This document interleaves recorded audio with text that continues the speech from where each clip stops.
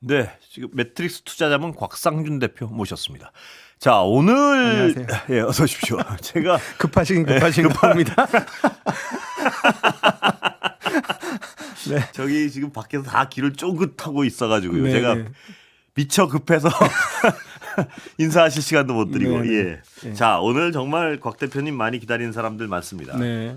자, 어떻게 보십니까 이 상황? 저는 지난주에는 조금 시장이 천천히 갔으면 좋겠다. 네. 그래서 얇게 펴서 갔으면 네, 좋겠습니다. 이렇게 말씀드렸는데 그냥 제 얘기를 네. 할게요. 그냥 뭐 어떤 전망이나 이런 것은 해봐야 정확히 맞는 것도 네. 아니고 저희는 이제 현금이 많이 없어졌어요. 예. 네, 왜냐하면 지난주 같은 경우는 주가가 많이 오르면서 이 가격에 이 주식에 접근을 해도 되는가? 뭐 이런 생각이 많이 들었는데 예. 오늘은 이틀 만에 정말 어마무시하게 빠져. 오늘 역사상 최고로 많이 빠진 날이거든요. 그렇습니다. 예. 그러니까 마치 만화 영화 보는 듯한 느낌? 현실감이 너무 없는 거예요. 예, 야, 이게 이렇게도 가능하구나 네. 하면서 가격에 대한 이 밸류에이션 측정, 즉 그 가치를 측정을 해보니까 다시 저렴해진 주식들이 그래요? 나오기 시작했어요. 예. 그래서 저희는 오늘 갖고 있었던 현금을 상당히 많이 썼습니다. 그래요. 예. 깜짝 놀라셨습니까 오늘 대표님도? 아니 저희는 사실은 네. 지난주까지 계속 주식을 이제 지난주부터 좀 사기 힘든 국면에 들어가서 예. 좀 괴로웠거든요. 예. 그런데 사실은 오전장에 쾌재를 불러서 예. 오전장 덜 떨어질 때 엄청 샀어요. 그 오후장에서는 약간 멍했죠. 예. 이게 뭐지? 이게 좀 가능하구나. 당황하셨겠군요. 예. 그래서 네. 뭐 추가로 더 사긴 했는데 오히려 네. 오전장보단 많이 못 샀습니다. 더 떨어졌는데도 불구하고. 그래요. 네. 원래 그렇게 주가가 바닥으로 가면 절대 손이 안 나갑니다. 예. 네, 무서워서 손이 절대 안 나가죠. 전문가들은 그때 손이 나가야 되는 거 아닙니까? 전문가라고 뭐 용가리 통뼈 아닙니다. 네. 전문가도 마찬가지 인간이기 때문에 손이 안 나갑니다. 네. 그래요. 예, 그리고 예. 모두가 손이 안 나갈 때가 저점입니다. 더 이상 팔 사람이 없고 예. 사지도 못하고 할 때가 거의 보통 바닥이거든요. 예. 네. 그러나 지금 이란 전쟁은 전공 분야가 아니시니까 얼마나 갈지 이런 걸 모르시니까요. 예. 그럼에도 불구하고 하나 드릴 수 있는 말은 예. 이란 전쟁에 의해서 빠졌으면 다른 나라만큼만 빠졌어야 돼요. 예. 근데 좀 과도하게 빠졌다. 네, 일본 어제 예. 오늘 굉장히 많이 빠져서 3%씩 빠졌거든요. 예. 근데 우리는 어제 7%, 12%, 합이 20%예요. 예. 그래서 이거는 한국만의 특수한 상황이다. 전쟁만으로 이것을 해석할 수 없다. 다 설명할 수 없다. 이건 전쟁 외에 다른 것이다. 예. 그러면 가장 이제 유력한 것은 그동안 주가가 많이 올랐기 때문이다라고 예. 표현할 수 있겠고, 주가가 오르는 과정에서 지속적으로 올랐기 때문에 많은 투자자들이 용기를 얻으면서 예. 어떤 행동을 했을까 생각해 보면 빚을 많이 땡겨서 샀을 겁니다. 예. 소위 말하는 레버리지 투자가 예. 상당히 있었을 거고, 왜 이렇게 급하게 떨어지냐?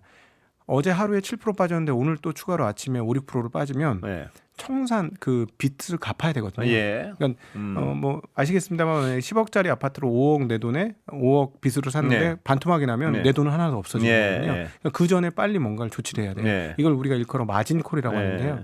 일부 마진콜이 나온 것으로 추정이 됩니다. 그래요? 그래서 예. 마진콜이 마진콜을 불렀다. 예. 그러니까 신용 매수했던 사람들이 어쩔 수 없이 주식을 내놓아야 되는 상황이고, 그게 또 다시 주가를 떨어뜨리고 예. 주가가 떨어지니까 그 밑에 있었던 마진콜 당할 사람이 또 다시 마진콜 예. 당하고 예. 뭐 이런 흐름들이 전개되었다라고 볼 수 있고요. 예. 과거 보면은 그 마진콜이 가장 많이 나왔을 때는 제 경험상으로는 2020년 코로나 때입니다. 네. 그때는 정말 정신이 없었어요. 예. 창피한 얘기지만 집에 가서 울었어요. 제가 예. 너무 황당해가지고. 그래요. 예. 그러니까 그때가 가장 많은 마진콜, 제 기억으로는 거의 한 4번 정도의 마진콜이 네. 나왔고요. 보통은 한 번 또는 두 번 마진콜이 나오면 네. 저점입니다. 예. 그래서 오늘 한 번 마진콜이 나왔다. 예. 이거 말씀드리고 싶습니다.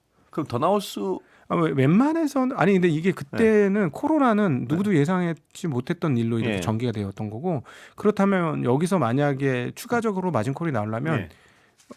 그 요소 중에 그 나와야 되는 그 요소는 뭐냐면 아마 그 WTI가 100달러는 가야 될 것 같습니다. 예. 네, 그 정도로 가면 미국도 다시 한번 폭락을 할 거고, 예. 그러면 또다시 한국은 반등을 하려고 하다가도 예. 미국의 폭락을 보고 다시 폭락하는 예. 그런 흐름들이 나오겠죠. 서로 주거니 받거니 하는 폭락들이 나와야 예. 추가적인 마진콜이 연속해서 나오지 근데 않을까 그 가능성은 싶습니다. 어떻게 보십니까? 방금 말씀하신 예.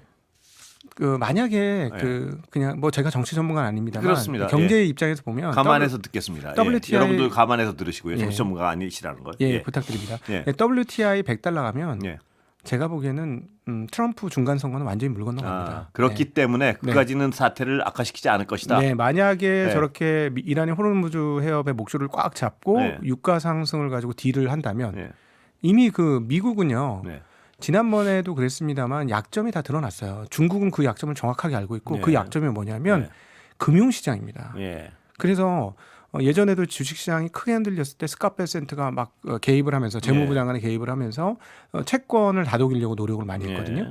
그러니까 그 최대 아킬레스건은 미국 시장에는 금융과 자본시장이에요. 네. 그 자본시장이 폭락하면 그냥 지지율 바로 떨어지고 네. 뭐 재선이고 뭐가 없습니다. 오히려 탄핵이 가장 빠른 길은 주식시장이 폭락하는 거예요. 그래서 네. 그거를 가만히 앉아서 보고 있을 수는 그러니 없을 없을 것이다. 예, 그래서 예. 오히려 뭐 이란이 그걸 가지고 흔들게 되면 네. 어쩔 수 없이 미국이 네. 협상의 장으로 끌려 나올 수밖에 없을 수도 있다라고 생각은 하고 그러나 말입니다. 요 바로 전 시간에 네. 어떤 외교부 출신의 전문가를 모셔가지고 빨리 끝나면 4-6주를 얘기한단 말입니다. 있습니다. 미국에서. 예, 4-6주. 그럼 아직도 초입 아닙니까? 네. 예. 그렇죠. 그러면 대표님 말씀하시듯이 그렇게 서두를 이유는 없는 거 아닙니까? 네. 예. 그런데 예. 주식시장이 그렇게 기다려 줄까요? 예. 근데 주식시장이 이미 네. 반영할 것이다. 네, 그렇다면. 만약에 그렇게 해서 예를 들어 미국이 뭔가 어떤 구렁텅이 빠지는 뭐 늪에 빠지는 네. 듯한 느낌을 받으면 주식시장이 상당히 먼저 반영을 할 거예요. 예. 그리고 지금 미국이 조금 불안한 부분이 하나 있는데 어떤 게 있냐면 사모신용 시장이라는 게 있습니다. 예. 사모신용 펀드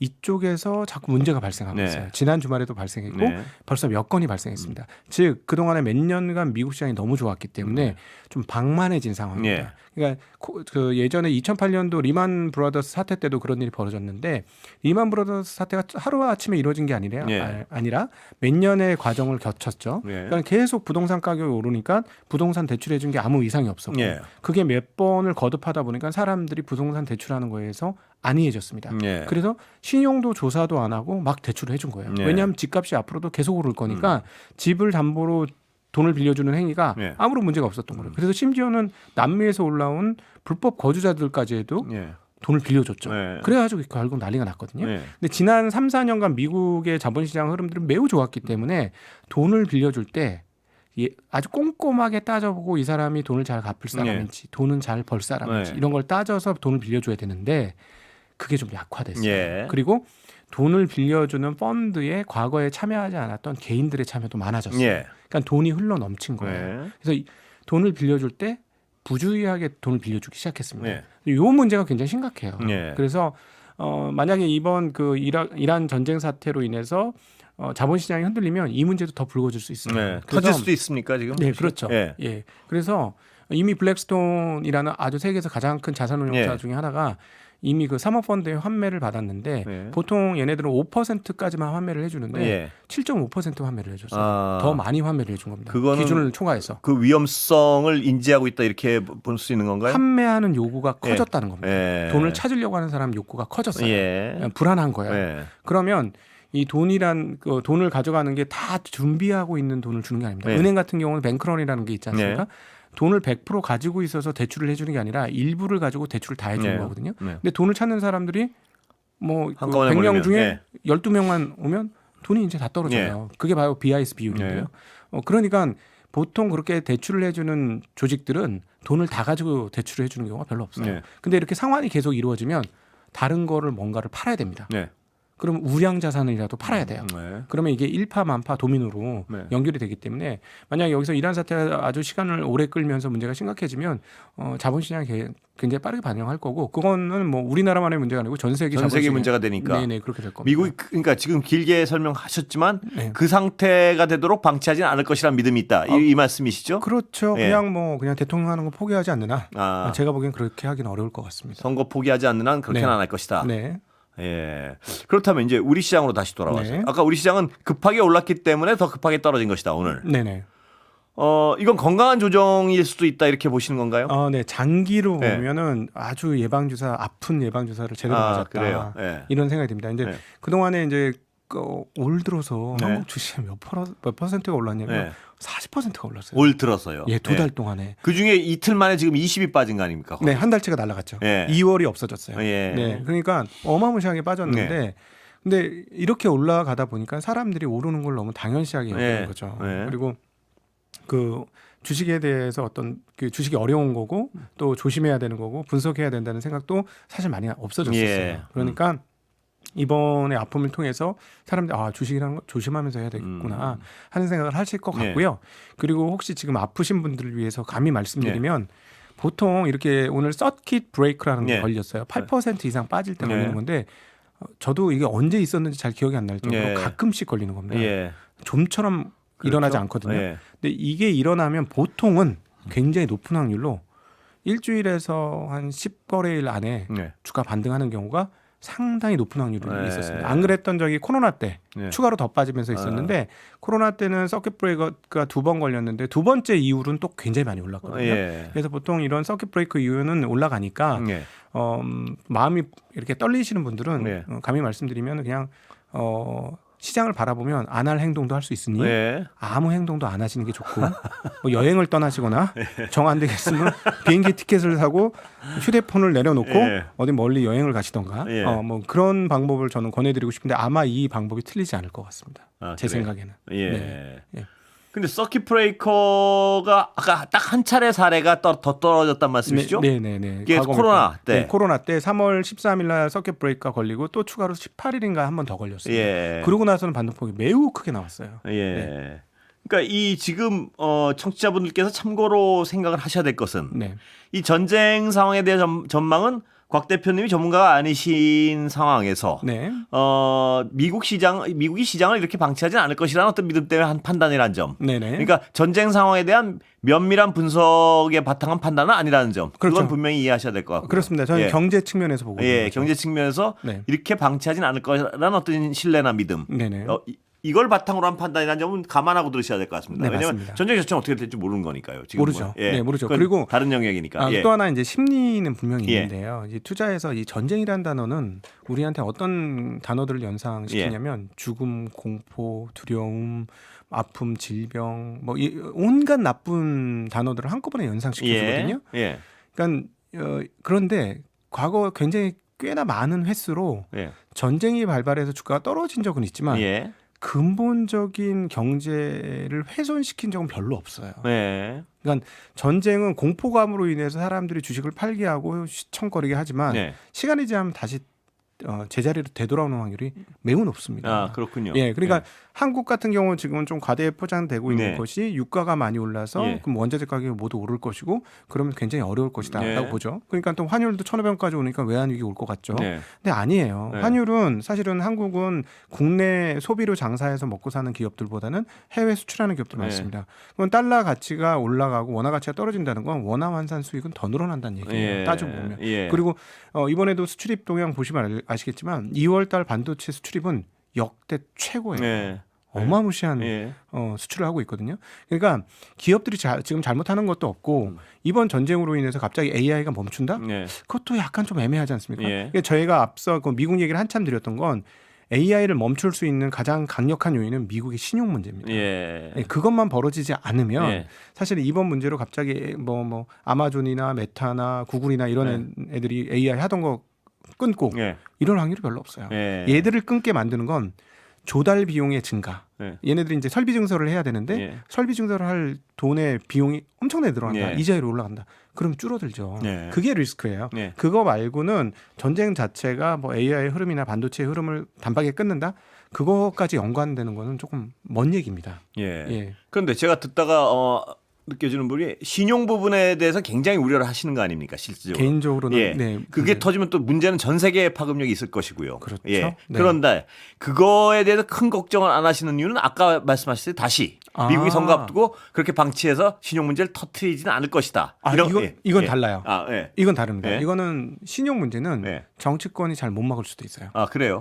대단한 리스크네요. 그건 리스크입니다. 그래서 미국 시장을 바라볼 때 항상 염려하시고 주시하셔야 될 게 미국에서 신용 관련된 이슈가 자꾸 터지는지 여부예요. JP모건의 제미 다이먼이라는 회장이 최근에 어떤 얘기를 했냐면 바퀴벌레 한 마리가 보이면 실제로 그 안에는 바퀴벌레가 수천 마리 있는 거다. 그게 신용 문제에 관해서 한 얘기인가요? 맞습니다. 그때 신용 문제가 한번 이미 터졌거든요. 자동차 관련된 대출이 터졌어요. 근데 이번에는 소프트웨어 업체들에 대한 대출이 터진 거예요. 그래서 계속 여러 개가 터지고 있습니다. 그래서 이 문제는 미국 주식시장의 근원적인 문제다. 예. 이거는 정치권이 막고 싶어 하겠지만 예. 네, 터지는 순간에 막는 방법은 금리를 크게 내리고 예. 유동성을 또 엄청 풀고. 근데 거기에 대한 우려를 상대적으로 덜 하시는 이유는 뭔가요?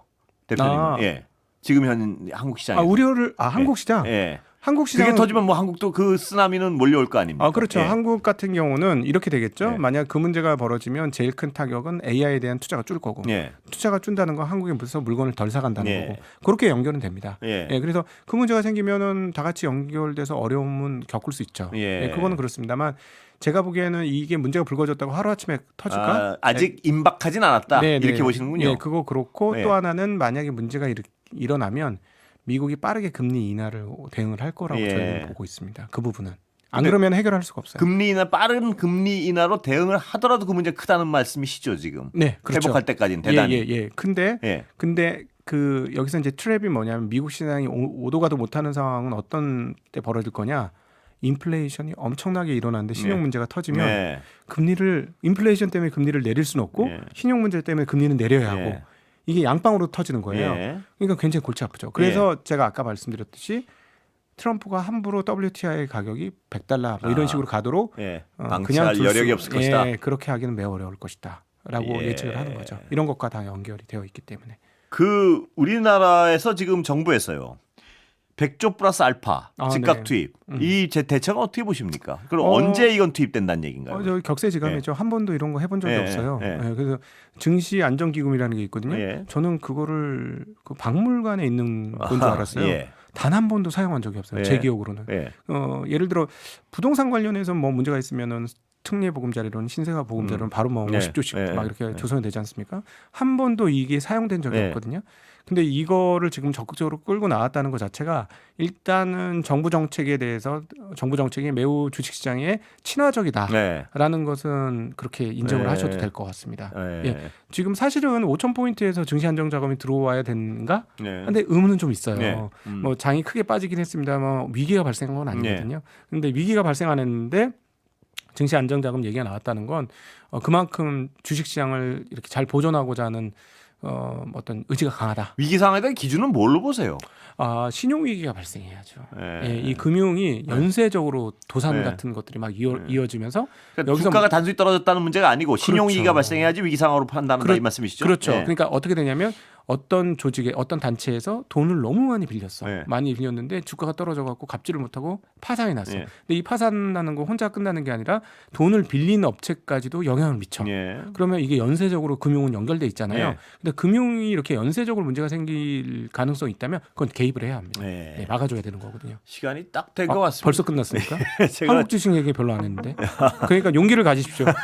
용기를 가지고 일주일만 눈 감고 계십시오. 좀 나아질 겁니다. 여기까지 듣겠습니다. 감사합니다. 매트릭스 투자자문 곽상준 대표 모셨습니다.